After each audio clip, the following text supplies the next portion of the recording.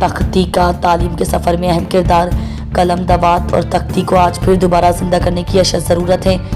Today editorial فخر news کے لیے بیورو چیف اعجاز احمد طاہر عوان کی قلم سے لکھی گئی خاص تحریر۔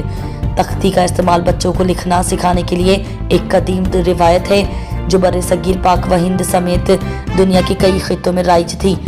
تختی لکڑی کے ایک تختے پر مشتمل ہوتی تھی جسے خاص طور پر لکھنے کے لیے تیار کیا جاتا تھا۔ اس کا استعمال بنیادی طور پر کاغذ اور دیگر تحریری وسائل کی عدم دستیابی کے زمانے میں کیا جاتا تھا۔ تختی کا استعمال بر صغیر کے قدیم تعلیمی نظام گورکھا اور مکتب میں عام تھا۔ یہ تعلیم کے ابتدائی مراحل کے لیے ضروری سمجھی جاتی تھی جہاں بچے خوش خطی اور ابتدائی تحریری مہارتیں سیکھتے تھے، اور تختی کا استعمال خاص طور پر قرآنی تعلیم اور اردو، فارسی اور عربی کی مشق کے لیے ہوتا تھا۔ برطانوی دور میں اسکول کے نظام میں جدیدیت آنے کے باوجود تختی کا استعمال خاص طور پر دیہی علاقوں میں جاری رہا کیونکہ یہ سستا اور آسانی سے دستیاب ذریعہ تھا۔